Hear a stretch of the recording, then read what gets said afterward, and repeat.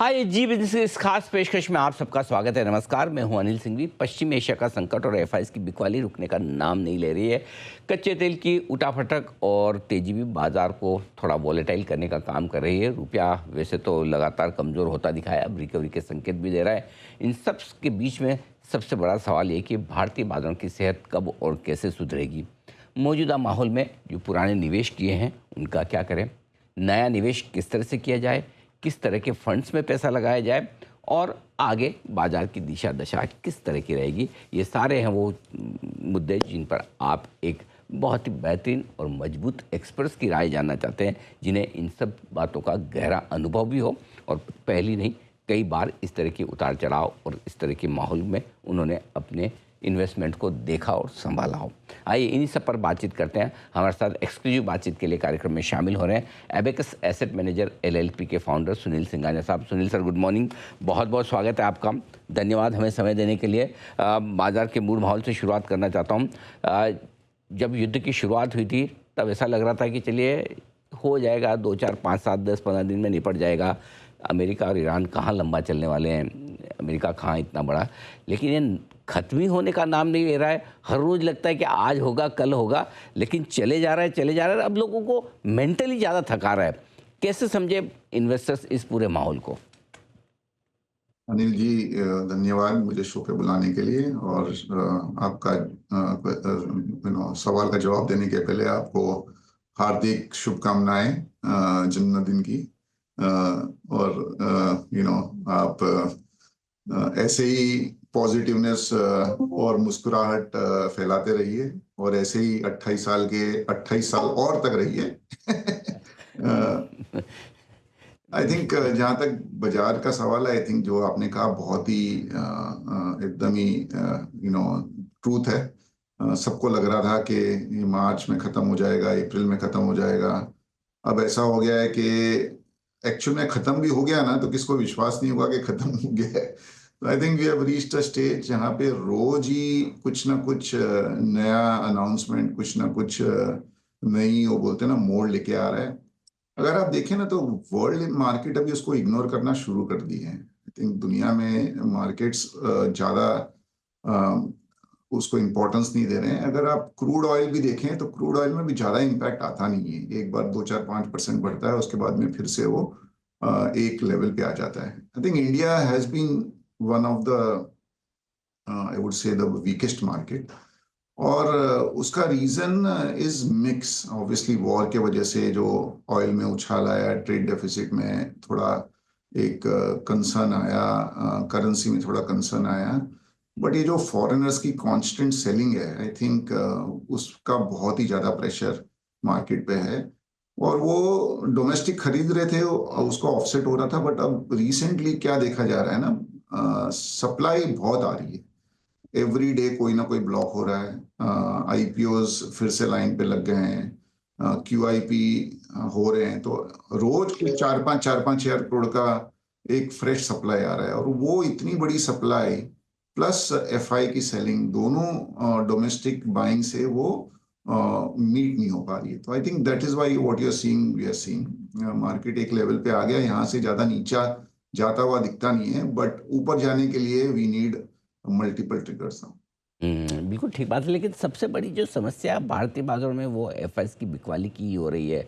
क्या वाकई में दूसरे मार्केट ज़्यादा अच्छे लग रहे हैं इसलिए बेच कर निकल रहे हैं, या कुछ और समस्या है, कुछ और दिक्कत है? तो एक्चुअली अनिल जी, मई इतना खराब नहीं था। अगर आप लास्ट के 3 4 दिन निकाल दो तो मई में कुल 6 7 हजार करोड़ की सेलिंग हुई थी। राइट। लेकिन लास्ट 3 दिन में अचानक से 27 28 हजार करोड़ की सेलिंग आ गई। उसमें थोड़ी बहुत सेलिंग या काफी हद तक सेलिंग वो एमएससीआई रीबैलेंसिंग की वजह से थी। अभी एमएससीआई इंडेक्स में इंडिया का वेटेज कांस्टेंट कम होते जा रहा है, क्योंकि दूसरे मार्केट जैसे कोरिया, ताइवान वो अच्छा कर रहे हैं। और जैसे जैसे अच्छा करते हैं, क्योंकि मार्केट कैप वेटेड इंडेक्स है, उनका वेटेज बढ़ते जा रहा है। और इंडिया के मार्केट रिलेटिवली अंडर परफॉर्म किए हैं, तो इंडिया का वेटेज एवरी क्वार्टर कम होते जा रहा है। तो उसकी सेलिंग आई है। दूसरा, जैसा आपने सही कहा, दूसरे मार्केट्स बहुत अच्छा रिटर्न दे रहे हैं। जैसे Korea year to date is up 100%। और हर इन्वेस्टर इन्वेस्टर ही है, वैसे ही सोचता है। और हमें लगता है कि जो लास्ट 6 महीने 1 साल में हुआ है वो आगे भी वही होना है। तो लास्ट 6 महीने 1 साल में उनके मार्केट्स ने बहुत अच्छे रिटर्न दिए हैं और इंडिया ने नेगेटिव रिटर्न दिए हैं। तो बहुत नॉर्मल और बहुत लॉजिकल है कि फ्रेश पैसा आप वहां डालोगे जहां आपको लग रहा है कि अच्छा कर रहे हैं, वो अच्छा करते जाएगा। और आई थिंक वो ही हो रहा है। जैसा मैंने कहा, थोड़े अपन को ट्रिगर चाहिए। अगर थोड़े से ट्रिगर आए इंडिया में, जैसे अगर सपोज ये ईरान का सच्ची में कुछ हो जाता है, और ऑयल तो अभी थोड़ा वीक लग ही रहा है, अगर और 80 पे आ जाता है, या गवर्नमेंट का भी मानसून सेशन शुरू होगा, I am very sure government भी देख रही है, उनको भी नहीं चाहेंगे कि इकोनॉमी स्लो डाउन हो, मार्केट सॉफ्ट रहे। तो हो सकता है कुछ ना कुछ वहां से भी एक टेलविंड वाले अनाउंसमेंट्स आए, और करेंसी भी थोड़ी स्टेबल हुई है। अगर थोड़ी और स्टेबल होती है तो हो सकता है कि थोड़े जो smart forward looking foreign investors हैं वो ये सोचना चालू कर दें कि हमारा चलो कोरिया और ताइवान में बहुत पैसा बन गया है, let us remove some money from there and put in India. Actually वहां भी अगर आप देखोगे ना, तो लास्ट 2 हफ्ते में करीब करीब $50 बिलियन की सेलिंग की है फॉरेनर्स। बट वहां के डोमेस्टिक ने सब खरीद लिया है। बट ये $50 बिलियन की जो सेलिंग की है फॉरेनर्स ने, वो अल्टीमेटली दूसरे मार्केट में इन्वेस्ट होगी, और इंडिया में वो पैसा आना चाहिए। But we need a little bit of trigger, जिससे वो कॉन्फिडेंस है ना उनका वापस से स्ट्रांग हो इंडिया पे। बिल्कुल ठीक कह रहे हैं आप। एक केस अगर ये बन जाए कि जो बढ़े हुए ज़्यादा मजबूत बाज़ार हैं बाहर, अगर वहाँ पर थोड़ी प्रॉफिट बुकिंग आ जाए और उससे आना लेगा तो एक मौका बन सकता है। लेकिन एक चीज़ और है, जो बाज़ार में लोग बात कर रहे हैं कि लगातार हमारा जो एमएससीआई हुआ या दूसरे जो फॉरेन इंडेक्स हैं उसमें जो वेटेज कम हो रहा है, वो भी शायद थोड़ा प्रेशर डाल रहा है। अब मार्केट कैप के लिहाज से भी हम 7वें नंबर पर आ गए हैं गिरते गिरते। क्या इसके चलते भी थोड़ा आपको लगता है कि प्रेशर रहेगा ही और बाजार का वापस से बढ़ना थोड़ा समय दिखा सकता है? तो अब तक जो मार्केट का परफॉर्मेंस है वो तो एमएससीआई के इंडेक्स में आ गया। उसके वजह से उस दिन $1.5-2 बिलियन की सेलिंग हुई थी। अब हम ये ऑब्वियसली होप तो है कि ये अपना जो अंडर परफॉर्मेंस है वो रिवर्स हो। बट देखो, अभी तो मोमेंटम ये जो hyper scalars, chip manufacturer, Semicon के लिए बहुत ही स्ट्रांग है। बट अनिल, ये 12% पे इंडिया का वेटेज अब नहीं रह सकता है। India is fastest growing economy.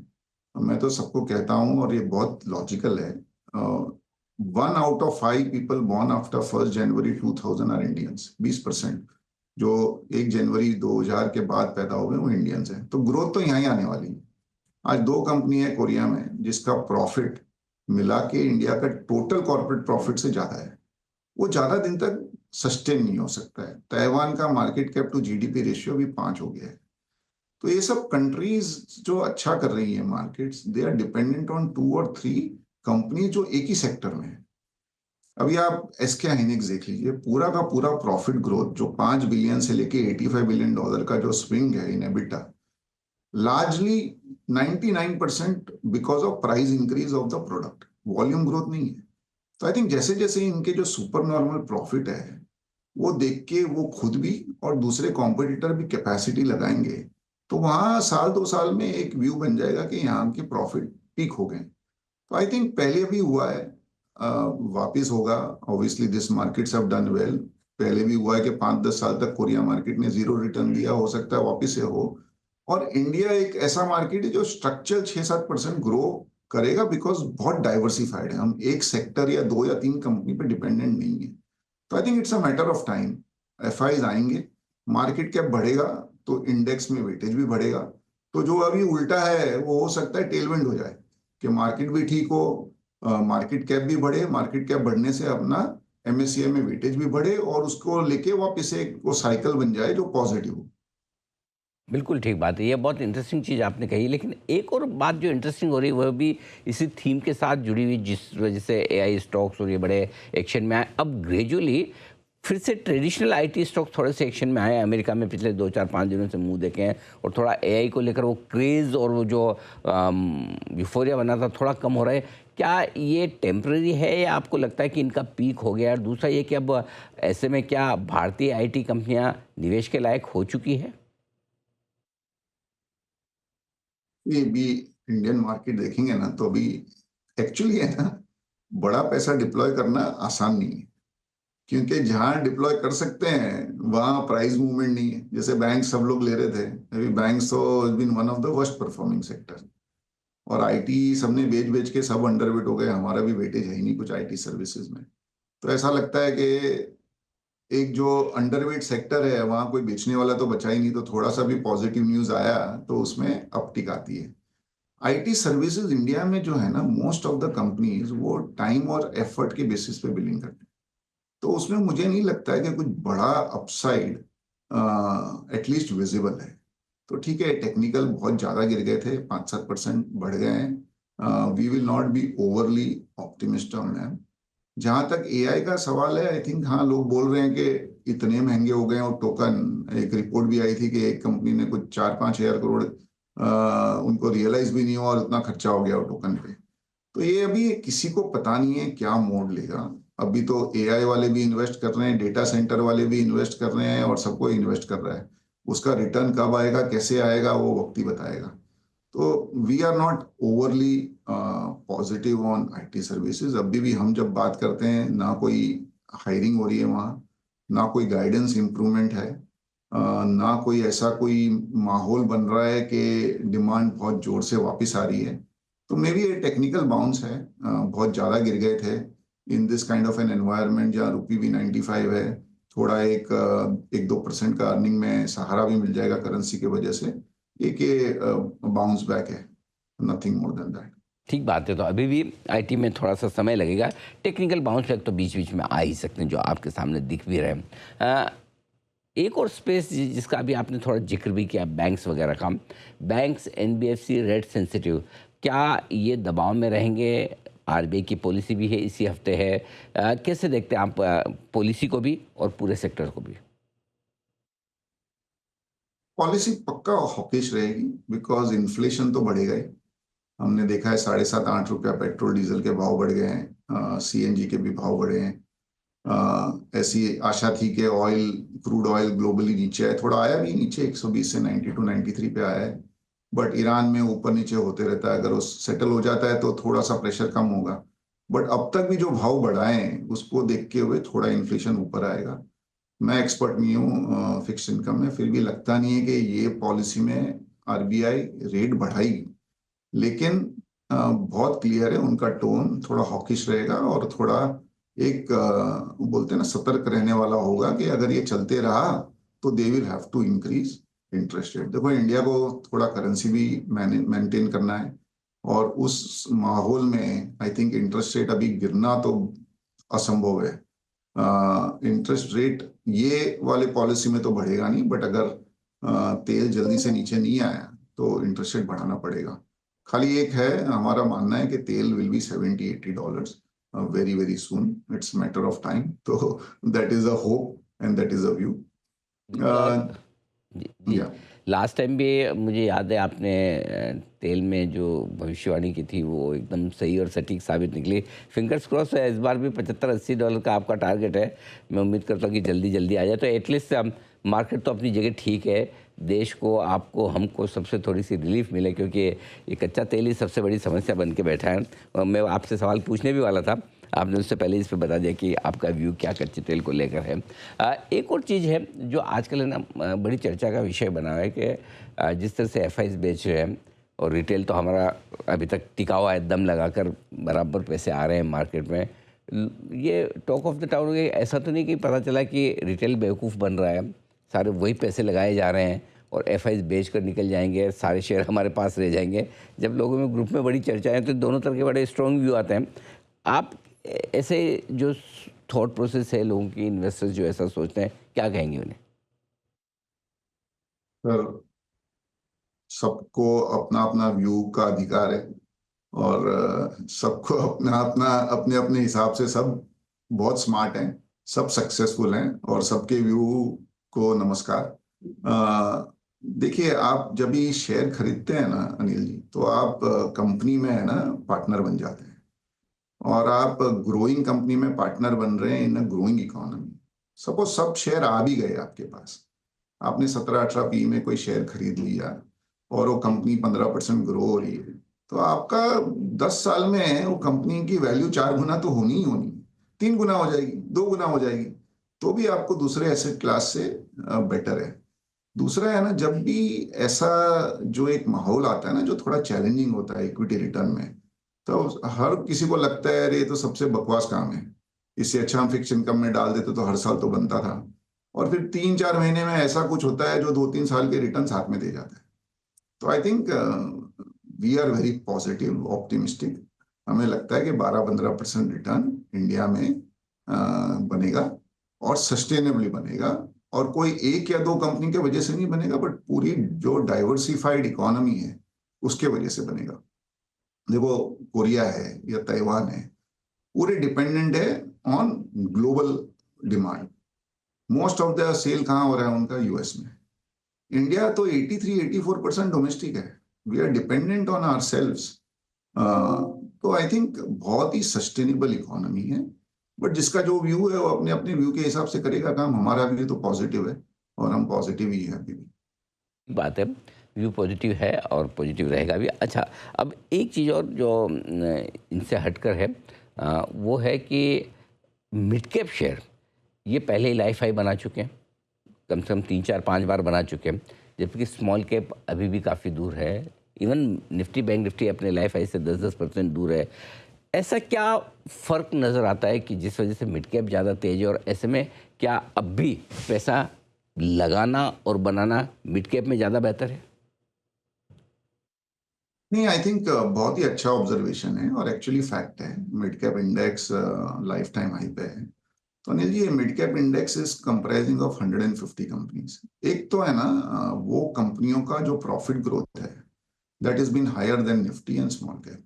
तो ये क्वार्टर जो गए रिजल्ट मार्च में, करीब करीब निफ्टी की तो प्रॉफिट ग्रोथ खाली 5-6% थी, बट मिड कैप इंडेक्स की प्रॉफिट ग्रोथ 25 से 30% थी, और स्मॉल कैप इंडेक्स की करीब 15 से 20% थी। तो एक तो प्रॉफिट ग्रोथ बहुत ही स्ट्रांग है वो सेगमेंट में, और जहां प्रॉफिट ग्रोथ आता है वहां मार्केट गिव्स ऑब्वियसली क्रेडिट, और वो स्टॉक्स अच्छा भी करते हैं। दूसरा सर, ये मिड कैप जो है 150 stocks, mid cap category mutual fund में काफी बड़ी हो गई है। 5-6 लाख करोड़ का एक कैटेगरी हो गई, और बिकॉज ऑफ रेगुलेशन वो 150 कंपनी में ही ये पैसा लग सकता है। तो थोड़ा मुझे लगता है डिमांड सप्लाई भी है ना, is in favour of stocks going up, और इनमें काफी कंपनियां ऐसी है जिनको कैपिटल चाहिए ही नहीं, तो वो सेकेंडरी मार्केट से ही खरीदना पड़ता है। तो I think it's a combination of higher profit growth, but also a combination of too much money chasing very few stocks. तो आई थिंक थोड़ा सा केयरफुल रहिए, थोड़ा स्टॉक स्पेसिफिक रहिए। खाली मिड कैप है तो आप मत खरीदिए, या खाली स्मॉल कैप है तो मत खरीदिए। आप थोड़ा सा स्टॉक का वैल्यूएशन उसके ग्रोथ के हिसाब से क्या है उस हिसाब से आप देखिए। There are good companies in that basket, but some of these companies are very expensive.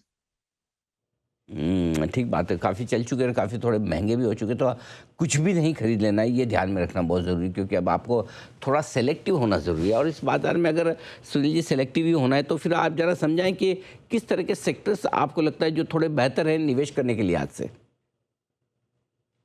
जी, इतना कंफ्यूजन आज तक नहीं हुआ, बिकॉज जो सेक्टर अच्छे लगते हैं उनके वैल्यूएशन अच्छे नहीं है, हम्म। और जो सेक्टर अच्छे नहीं लगते हैं उनके वैल्यूएशन को देख के फायदा ही नहीं है। ठीक बट बात। फिर भी फार्मा एक सेगमेंट है। I think some pharma companies have done well, particularly जो सीडीएमओ सेगमेंट है उसने बहुत अच्छा किया है। डोमेस्टिक फार्मा ने बहुत अच्छा किया, बट ओवरऑल फार्मा पैक में एक थोड़ा सा कंफर्ट है।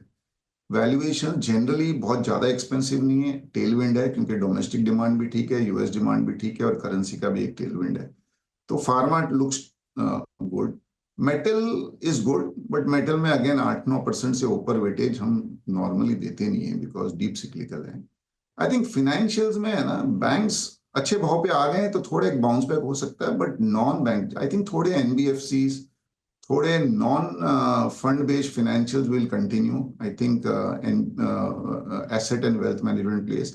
कैपिटल मार्केट प्लेस में एक बहुत बड़ी रैली आ गई है, थोड़ा करेक्शन आया है, मे बी और 8-10% का करेक्शन आया है अगर कैपिटल मार्केट प्लेस में, वो फिर से थोड़े ठीक हो सकते हैं। बाकी capital goods again good segment, but we'll wait for price to correct. और कंज्यूमर डिस्क्रिशनरी अभी भी थोड़े ठीक लग रहे हैं। तो आई थिंक जनरली ये है, अवॉइड हम ऑयल एंड गैस कर रहे हैं, कंज्यूमर स्टेपल्स अवॉइड कर रहे हैं, और लॉस मेकिंग कंपनी हम इन्वेस्ट करते ही नहीं है। तो थोड़े जो न्यू एज कंपनीज है जिसमें प्रॉफिट नहीं बनता है वो हम नहीं ले रहे। बिल्कुल ठीक बात है। ये आपके लिए इंटरेस्टिंग कुछ सेक्टर्स हैं जहाँ पर आप निवेश करने के बारे में सोच सकते हैं। सुनील सर, बहुत बहुत धन्यवाद आपका, आपने समय दिया विस्तार से बाजार के डायरेक्शन पर और साथ ही इन्वेस्टमेंट के मौक़ों पर आपने अपनी राय भी हमारे दर्शकों के सामने रखी, जो कि काफ़ी बहुमूल्य है, ज़रूर उनके काम आएगी। आज के लिए बहुत बहुत शुक्रिया, थैंक यू सो मच। और अनिल जी, आपके ये बर्थडे से अगले बर्थडे तक शुभकामनाएं, और दर्शकों को भी शुभकामनाएं कि अगला जब भी बर्थडे आएगा तभी markets will be at an all time high. और क्या बात है, ये सबसे बढ़िया विश अब तक मुझे सुबह से मिली है कि अगले बर्थडे से पहले मार्केट नए लाइफ हाई पर मिले। बस इससे बढ़िया कीजिए, बाकी खुशी अपने आप आ जाएगी। Thank you so much Sunil ji, धन्यवाद एक बार फिर से। आज इस खास शो में इतना ही, मुझे दीजिए इजाज़त, नमस्कार।